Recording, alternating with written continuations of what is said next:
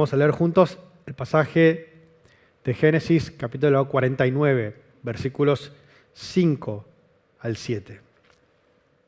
Génesis 49, 5 al 7, leo el primero, usted es el segundo, y el versículo 7 lo leemos juntos. Dice la palabra del Señor: Simeón y Leví son hermanos, sus armas son instrumentos de violencia. No participe mi alma en su consejo, ni mi honor se adhiera a su asamblea, porque en su furor mataron hombres y en su capricho lisiaron bueyes. Todos juntos: maldito sea su furor, porque fue fiero, y su ira, porque fue cruel. Yo lo dispersaré en Jacob y los esparciré en Israel. Amén. Amén. Si en algún momento de tu vida te pasó que frente a una situación inesperada, de repente es como que te quedaste congelado, tu mente se quedó en blanco, o tal vez lo contrario, reaccionaste de una manera que no sabes qué te pasó, pero es como que tuviste un lapsus, como un ataque, no sé, tal vez de ira, en donde no te diste cuenta cómo reaccionaste de una manera tan violenta hasta que finalmente terminó todo y te diste cuenta que cometiste un error. Si en algún momento te pasó eso, ese ataque de ira en tu vida, hoy tenemos una respuesta frente a eso y hasta fue catalogado de una manera. Dice que los psicólogos emocionales conocen esto como el secuestro de la amígdala. Cuando estaba leyendo, investigando acerca de qué significa la amígdala, qué es esto, parece que se trata de que nuestro complejo sistema neurológico tiene un pequeño conjunto de núcleos de neuronas. ¿Qué significa eso? No tengo ni idea. Lo acabo de wikipediar a ver qué significa, pero lo repito. Pero en castellano significa que nuestro cerebro tiene una pequeña parte en donde esa pequeña parte se llama amígdala y controla todo lo que sería nuestro sistema emocional. Después los que estudian medicina me dirán si está correcto o no está correcto. Pero aparentemente este es como un regulador. Y todo lo que sucede emocionalmente está ahí como la amígdala presente, regulando todo lo que sucede. ¿Por qué digo esto? Porque dice que en realidad en casos normales lo que sucede es que el cerebro y la amígdala es como que interactúan de manera, digamos, coordinada. Pero en situaciones especiales que no esperamos, en determinados casos, esta amígdala hace lo que no tiene que hacer, que es tomar posesión, control completo del cerebro y a partir de esa situación crear este rapto de ira, una reacción inesperada. De repente cuando dicen, ¿por qué reaccioné de esa manera? Esto es lo que pasa, secuestro de la amígdala. Ahora, ¿por qué te importa otra vez esto? Porque esto tiene una explicación acerca de por qué muchas veces nosotros reaccionamos de la manera que no esperamos reaccionar. Porque a veces me sale algo que no me sale, no quería hacerlo de antemano. Se trata de esto, todo por tu pequeña amígdala. Ahora, ¿cuál es el twist de toda esta cuestión? Dice que dependiendo de tal vez del tamaño de la amígdala, puede ser que una persona tenga más tolerancia a estas reacciones o no. Y se encontró en algunos estudios que en ciertas etnias, como la coreana o como la latina, especialmente la argentina y la brasilera, dice que tienen tendencias a tener amígdalas más grandes. ¿Significa esto en castellano? Que vos, como coreano o como latino, sos un peor calentón que el otro. Interesante, ¿no? Entonces cuando yo digo esto, digo, por fin entiendo por qué yo como coreano y encima argentino reacciono de esta manera. Ahora sí tengo una excusa, como cada vez que yo reacciono de esto que no entiendo por qué lo hago, es por mi etnia, es por mi sistema biológico que Dios me creó de esta forma. ¿Por qué no saludamos al que está al lado tuyo y decimos que no te engañe el pastor? No se trata de la amígdala, se trata de que sos una mala persona. Para el que no entendió, no existe eso, ¿eh?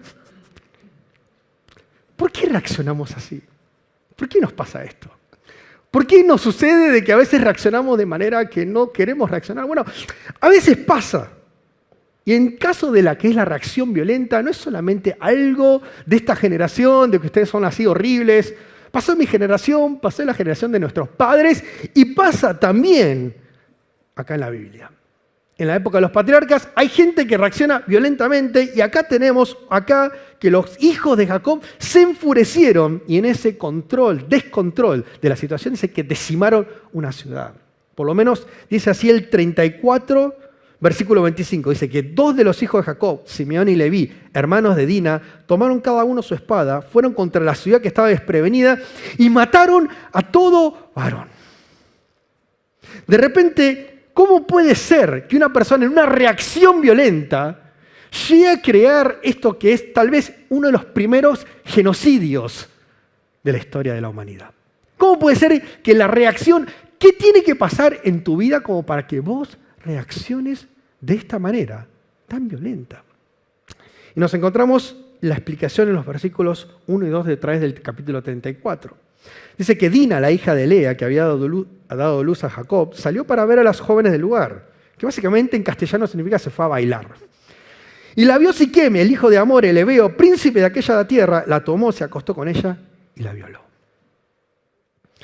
En los versículos 5 y 7 dice que Jacob oyó que Siquem había mancillado a Dina, su hija, sus hijos estaban en el campo con su ganado, por eso Jacob cayó hasta que ellos llegaran. Entonces Hamor, padre de Siquem, fue para hablar con Jacob, y cuando los hijos de Jacob lo supieron, regresaron del campo, y los hombres se entristecieron y se enfurecieron mucho, porque él había cometido una vileza en Israel acostándose con la hija de Jacob, cosa que no se debía de haber hecho. Hay situaciones en nuestra vida que nos podemos bancar, ¿no? Situaciones que no son favorables, pero que no necesariamente ameritan una reacción violenta. Puede ser que en la escuela alguno de ustedes haya recibido una burla, tal vez, que tenés los ojos achinados. No creo que a los argentinos les haya pasado que tengan los ojos muy grandes. Pero le hayan dicho chino, o japonés, o japoreano, como decían a mí. Y puede ser que te la bancás con un poco de bullying, porque es una situación que se puede tolerar. Puede ser que en el trabajo vos vayas y tenés una situación desfavorable y tus compañeros no son lo mejor, pero también te la podés bancar. Puede ser que el pastor predique que los jueves hay un equipo que pierde por goleada y cada vez que pierden te habla acerca de eso en la prédica, en el púlpito, y te hace calentar, pero también te la bancás, Iván. Hay cosas que sí te podés bancar en la vida. Pero que te toquen a la familia, eso no te lo bancás. Si me tocan a mi hermana, perdón, pero les rompo todo. Si me tocas la familia, ojalá te ardas en el infierno y las peores lepras te aparezcan en todo tu cuerpo. Ojalá que te pise un camión.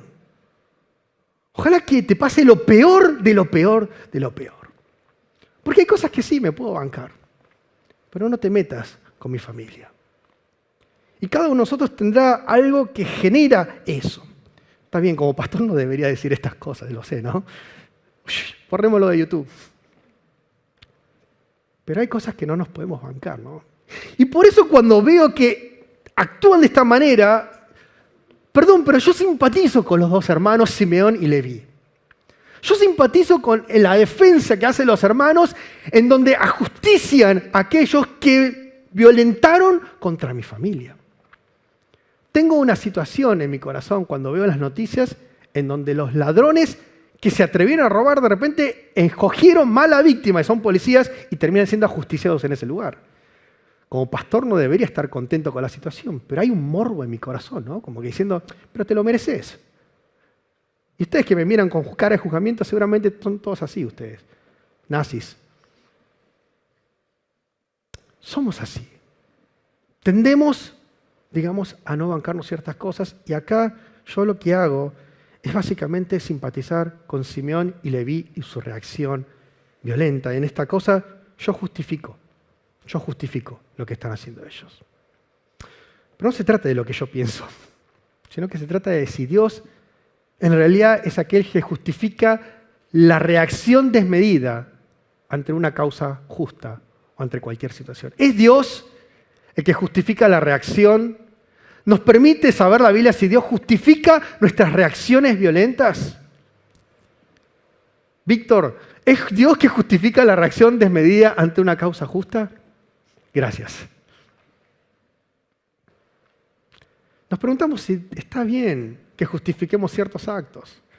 Un pastor está estudiando para un examen de Antiguo Testamento, para poder ser pastor necesariamente, y se olvidó quién es Moisés. Y tiene un dilema diciendo, ¿qué voy a hacer? ¿Repruebo el examen y no soy pastor y la iglesia de Betel se queda sin pastores, o me copio con el que está al lado mío. Y de repente es como que le veo al otro, me copio. Y voy a decir, ¿cómo puedes hacer que hagas eso? No, está mal moralmente. Le digo, ¿qué es mejor? ¿Que la iglesia se quede sin pastores o que me copie? Y me copio. Y me justifico. Yo no lo hice. Pero nos justificamos o autojustificamos todo el tiempo. Cuando tenemos acá la situación, dice que Siquem comete un error, pero hay aquí la situación. Dice el versículo 2 y 4 que la vio Siquem a Dina, el hijo de Hamor el Hebeo, príncipe de aquella tierra, él la tomó, se acostó con ella y la violó. Hasta acá está todo mal, un acto despreciable. Pero después el twist de la situación, lo inesperado. Que dice el versículo 3, se sintió ligado a Dina, enganchado a la hija de Jacob, se enamoró de la joven y le habló el corazón. Y Siquem, hijo de Hamor, su padre, le habló diciendo, tómame a esta joven por mujer. Esto es lo interesante, como que de repente el acto maléfico, violento, injustificable, trata de ser subsanado por un chico que de repente dice, tómamela por esposa porque me quedé enganchado con esta chica. Lo inesperado sucede porque escuchamos del síndrome de Estocolmo en donde la víctima queda enganchada con el ofensor, pero no que el ofensor quede enganchado con aquella que fue la víctima. Nos encontramos en una situación en donde parece que este chico de repente es como que quiere subsanar su error. Tal vez justificarse a sí mismo. Y por hacer esto dice que después va el papá y como quedó su hijo pegado a esta chica, dice que en el versículo 8 habló con ellos, o sea, los hermanos de Dina, le dijo, mi hijo Siquem se siente atraído por su hija, les ruego que se la den por mujer, empariéntese con nosotros, dennos sus hijos y tomen ustedes las nuestras, habiten con nosotros, la tierra está delante de ustedes, habiten en ella, negocien y establezcanse con ella. De repente es como que le dice, dámela, te doy todo lo que desees, con tal de que le des tu hija a mi hijo. Y el desgraciado, Siquem, el ofensor, el violador, de repente parece que tiene un rapto de redención o que quiere tapar otra vez su error, pero no de mala manera, sino de manera sincera. Versículo 11, halle yo gracia ante sus ojos y yo les daré lo que me pidan. Aumenten a cuenta mía el precio matrimonial y muchos regalos, yo les daré cuanto me pida, pero denme la joven por mujer. De repente acá tenemos el chico que si yo cometo una ofensa terrible, escondete, andate a otro país. Pero no, este enfrenta a la familia diciéndole, me las das. Te doy un cheque en blanco, firmame lo que vos necesitas, el número que quieras, el número que quieras, el número que quieras, que yo me la quedo. Parece que la palabra nos está diciendo que lo inesperado, el ofensor, quiere subsanar su error, y lo interesante es que la Biblia nos da detalles de este intento por hacerlo, casi como simpatizando un poco con esta persona. Pero por supuesto nosotros no justificamos el error que hizo, ¿no? Por lo menos yo no puedo justificar, por más intento que haga después, de subsanar ese error. Después tenemos la reacción de los hijos. Dice que los hijos de Jacob le responden en el versículo 13 y el versículo 14. Le dijeron, no podemos hacer esto de dar nuestra hermana a un hombre incircunciso, porque entre nosotros eso es una abominación. Solo con esta condición accederemos, que sea como nosotros, al circuncidarse todos sus varones. Entonces le daremos nuestras hijas y tomaremos nosotros la de ustedes, habitaremos con ustedes y seremos un solo pueblo. Pero si no nos hacen caso en circuncidarse, tomaremos a nuestras hermanas y nos iremos. Escúchame, no tenés las propiedades físicas, para decirlo de manera sencilla y de manera sutil, como para vos casarte con mi hermana. Circuncisión se trata, por supuesto, de una mini cirugía que tenemos en el órgano viril masculino para que quede sin capuchón. Y de repente ellos le dicen, tenés que sacarte eso en miras de poder casarte con mi esposa. Ahora, eso es un sacrificio muy grande. Levante la mano el circuncidado. No, por supuesto que no. Pero la circuncisión duele mucho y si le compartís, hablas con tus amigos y alguno que lo sufrió, duele y bastante. Y lo que le dice, mira, si querés casarte con mi hermana, circuncidate. Y eso es una pregunta que nos deja, ¿no? A todos los novios y a las novias. ¿Hasta cuánto estás dispuesto a hacer por la otra persona, no? Algunos en el grupo de jóvenes están dispuestos a sacarse la muela de juicio y ir 3 veces y que aún así te quede la muela todavía pegada ahí, que no te la pudieron sacar, ¿no? No lo miren a Denis, por favor. Algunos están dispuestos a cargar la cartera de su novia como si fuesen personas no heterosexuales, con tal de poder agradar a su pareja, ¿no? ¿Hasta cuánto estás dispuesto a hacer por la otra persona? Es una buena conversación que vos podés tener con un amigo o con tu pareja hoy después del culto. Acá le está diciendo, circuncidate y yo te voy a dar a mi hermana. Y dice que ellos hicieron eso. Y en el versículo 25 sucedió que al tercer día, cuando ellos sentían el dolor, 2 de los hijos de Jacob, Simeón y Leví, hermano de Dina, tomaron cada uno su espada, fueron contra la ciudad que estaba desprevenida y mataron a todo varón. Versículo 27. Y los hijos de Jacob pasaron sobre los muertos, saquearon la ciudad porque habían mancillado a su hermana, tomaron sus ovejas, sus vacas, sus asnos, todo lo que había en la ciudad y todo lo que había en el campo, llevaron cautivos a todos sus niños y a sus mujeres, saquearon todos sus bienes y todo lo que había en las casas. Mataron al ofensor, pero después mataron al padre, pero después mataron a todos los hombres y después saquearon la ciudad entera, probablemente la quemaron tal vez, la dejaron vacía y se llevaron todo lo que había. Todo por una reacción violenta ante lo que había sucedido. Y el texto nos pregunta otra vez, ¿se justifica este hecho de violencia, esta reacción que tuvieron los hermanos de Dina? Puede ser que nosotros aún creamos que sí, porque seguimos justificando las reacciones que tenemos. Pero el texto nos hace entrever que hasta la acción defraudadora de Siquem como ofensor es más empática que la reacción violenta de aquellos que en su descontrol terminaron destruyendo todo un pueblo. Esa es lo que nos está diciendo ahora la palabra. Ahora vos dirás, pero yo no soy así, o sea, me caliento, digo cosas que no tengo que decir cuando manejo, pero probablemente no soy como estos que terminan matándose a todos. O sea, tal vez no me puedo identificar tanto con estas personas porque no soy tan malo o tan reaccionario, no llego al extremo de estas personas. Y eso es muchas veces lo que nosotros nos pensamos. Creemos que esto no somos nosotros. Pero la respuesta que el Señor nos da es que potencialmente, si vos sos una persona que no sabés controlar tus emociones, sos un asesino, como estos también. Jesucristo dice en Mateo 5, 21, 22, ustedes han oído que fue dicho a los antiguos, no cometerás homicidio y cualquiera que comete homicidio será culpable en el juicio.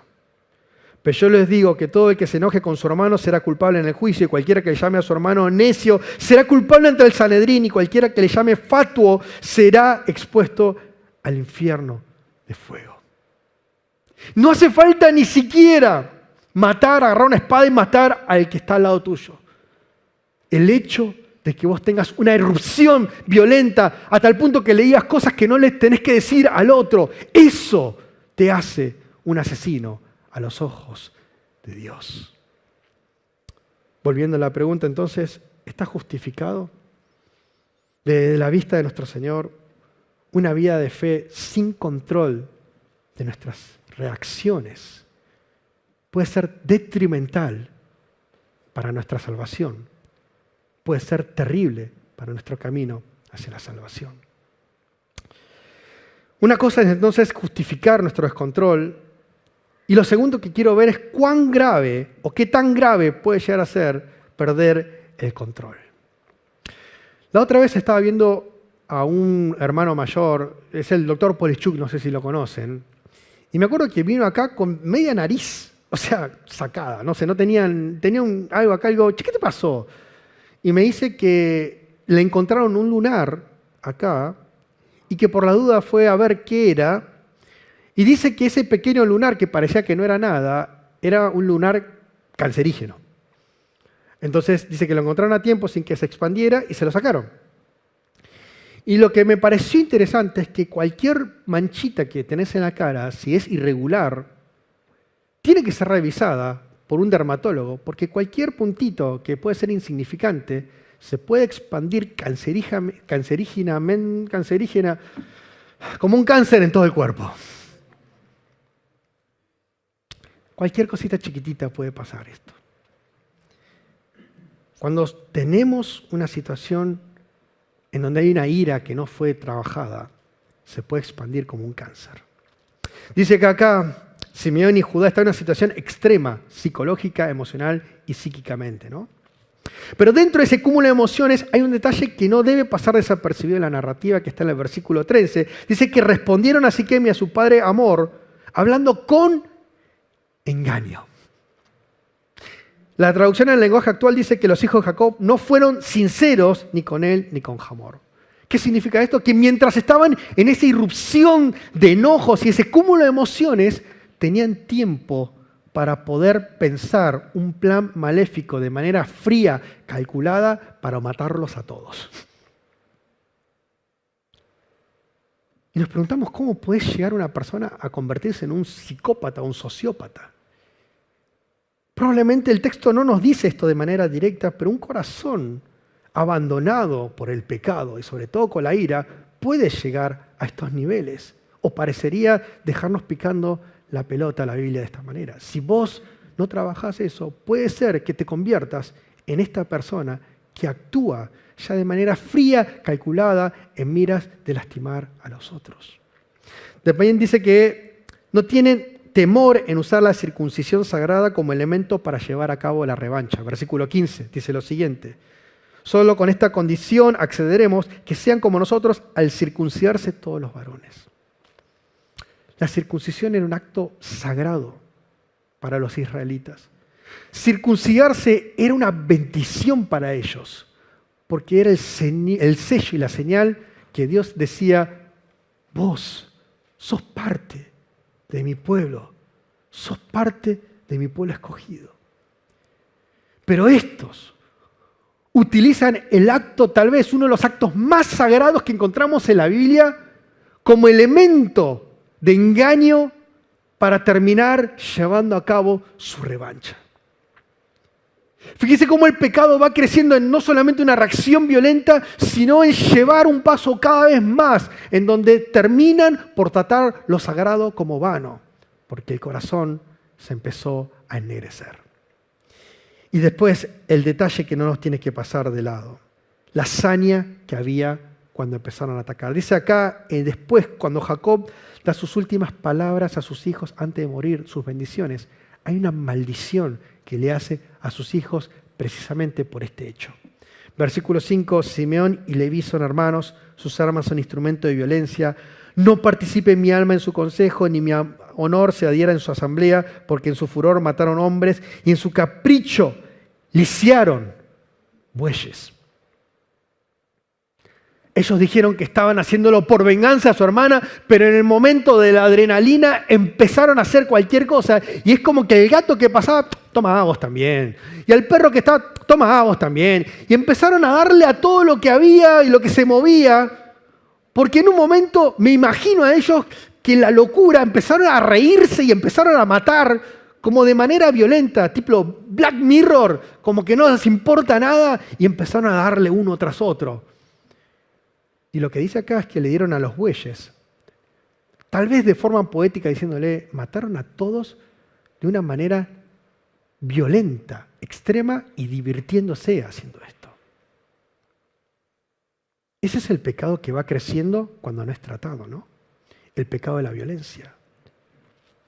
Dice que acá, cuando ustedes, no sé si se acuerdan, algunos no creo porque no habían nacido, pero cuando Estados Unidos invadía Irak, Irán, cuando invadía Afganistán, salieron noticias controversiales donde los soldados de Estados Unidos se sacaban selfies haciendo poses tipo cute, mientras estaban los prisioneros desnudos y maltratados atrás.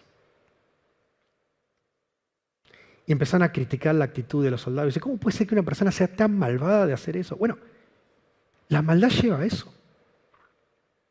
A un completo entumecimiento de nuestras ideas morales, ni siquiera lo espiritual. Dice que acá el versículo 7, Jacob afirma sin titubeos: maldito sea su furor porque fue fiero y su ira porque fue cruel. Yo los dispersaré en Jacob y los esparciré en Israel. Una maldición que Jacob hace sobre la descendencia de sus hijos porque no supieron reaccionar de la manera debida, sino que se dejaron ennegrecer por la constante violencia que había en sus corazones. Yo tenía un amigo que cuando estaba de novio, cuando tomaba se ponía un poco violento. Y dice que cuando en una de esas, no sé qué le había pasado con la pareja, y le había regalado un collar de oro, y cuando se peleó en medio de estar borracho, le agarró la cadena y se la tiró al piso. Y le dejó, creo que marcado acá. Y la chica ya tenía traumas porque parece que tuvo casos de violencia familiar dentro de su propio hogar. Por supuesto que se arrepintió, la fue a buscar al día siguiente, un poco más tranquilo, y le dijo: perdóname, la verdad que no quise portarme de esta manera. Y la chica más tranquila le dijo: yo te perdono, pero no vamos a volver a estar juntos. Una consecuencia porque no supo controlar su ira. Por supuesto, bajo los efectos del alcohol. Otra persona, un poco más cristiana, me contó que siendo padre ya, tenía a su hijo de 2 años, y esto me toca de cerca la historia, porque dice que tenía a su hijo de 2 años que no paraba de llorar, y dice que mientras lloraba, se cansó como buen persona coreana con amígdala grande, y le dijo: ¿puedes parar un poco? Y le empezó a gritar en la cara al nene, y dice que su hijo empezó a temblar. Y esa persona me confesó a mí: yo creo que lo arruiné. No sé cómo me va a salir ahora, pero yo creo que algo le dejé. Yo me imagino la herida del padre mismo, ni siquiera del niño, sino del padre en que su hijo más preciado, la persona más preciada de su mundo, su hijo, tiene que sufrir su propia ira. Porque las consecuencias son terribles para uno en caso de no saber reaccionar de buena manera. ¿Cuánto más la consecuencia espiritual en caso de que no sepamos trabajar nuestras emociones delante del trono de la gracia? Entonces paso al tercer punto. ¿Existe solución frente a esto? Porque eso es lo que queremos saber. ¿Existe solución frente a nuestras emociones descontroladas que parecen no tener lugar? ¿No sabemos cómo hacer? La verdad que es difícil, ¿no?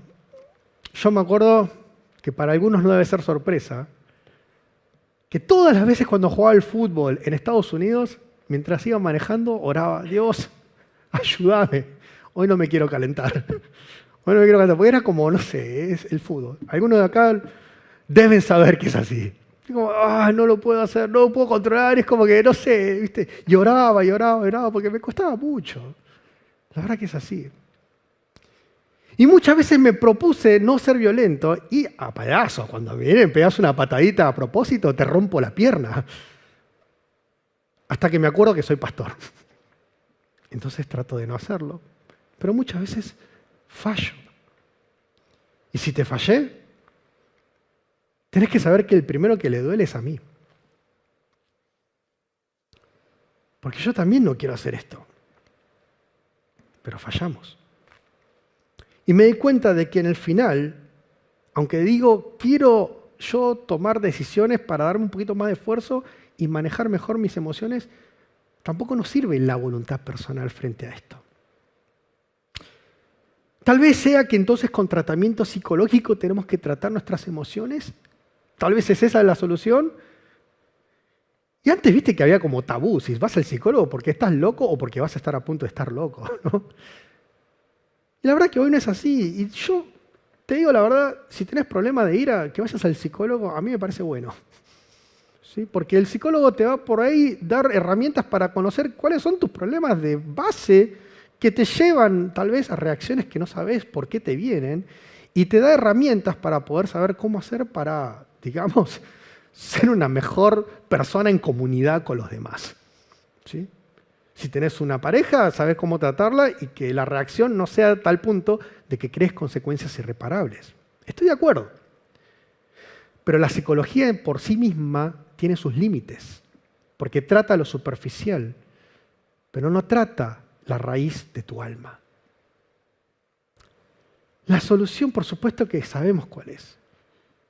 El Espíritu Santo, a partir de un entendimiento de nuestra pecaminosidad, pero un profundo conocimiento de la gloria de Dios y su majestad y su santidad. A partir de entender que somos dependientes de Él. Esa obra del Espíritu en nuestras vidas es lo que va transformando progresivamente un alma tendiente a la ira a un alma cuyas pasiones son transformadas de manera que puedan ser utilizadas para su reino. La solución en el final es lo que escuchamos siempre en la escuelita dominical: arrodillate, arrepentite y pedile a Dios que te permita ser transformado para que tus emociones sean santificadas. No solo por las consecuencias terribles que traen tus malas reacciones, sino por las consecuencias espirituales que puede traer no poder trabajar la energía o la emoción que tenés en tu corazón. Hay una historia que tenemos en la Biblia, que estamos en Marcos 3:17, cuando Jesús escogió también a 2 hermanos para ser sus discípulos. Dice que escogió a Jacobo, hijo de Zebedeo, y a Juan, el hermano de Jacobo. A ellos les puso por sobrenombre Boanerges, es decir, hijos de trueno. Y vos te preguntás por qué se llaman hijos de trueno, y los comentaristas, los teólogos dicen: ¿sabés qué significa probablemente que sos un hijo de trueno? Que sos un calentón terrible. Dios eligió 2 hermanos tan calentones como Simeón y Leví para ser los pilares de la iglesia que llevarían a cabo la misión de predicar la palabra de Dios para anunciar la salvación en Cristo Jesús. 2 calentones, Jacobo y Juan. Juan es el que escribe el evangelio del amor. Y son calentones como vos y yo. Cuando tenemos la Biblia, las historias de Jacobo y Juan, y no quisieron recibir los samaritanos a Jesús, dice que Jacobo y Juan le dijeron a Jesús: ¿querés que oremos Jesús al Padre para que caiga fuego del cielo y los termine matando a todos? Esos son Jacobo y Juan. Altos predicadores de las buenas nuevas de amor de Cristo Jesús. Pero después que Jesucristo murió y resucitó, y que el Espíritu Santo descendió en el Pentecostés sobre sus vidas, se fueron transformados. De manera que en el año 40 Jacobo fue martirizado, casi como en sumisión, por predicar el Evangelio de Cristo Jesús y el amor de nuestro Señor. Un corazón tendiente a la violencia transformado por la obra de nuestro Señor a partir de haber experimentado el amor de Cristo de primera mano. Se dice que Juan no murió, y alguna tradición escribe que Juan en realidad dice que por ser un apóstol lo tiraron en una olla de aceite hirviendo y que no se murió milagrosamente. No sabemos bien si está así, si esto existió o no, pero lo que sí sabemos es que Juan sufrió por Cristo. Y esa transformación de un carácter completamente enojado y violento fue a partir de que Cristo tocó sus corazones y los transformó para su gloria. ¿Cuántos de nosotros tenemos que ser trabajados en nuestras emociones, no? ¿Y cuántos de nosotros podemos recibir hoy la esperanza de este mensaje? Que si bien no se justifica nuestra reacción, entendemos cuán grave es el pecado, pero cuán grande es la obra del Espíritu Santo transformando nuestras vidas para que estos vasos inútiles sean transformados una vez más para poder ser utilizados para la obra de Cristo en esta tierra.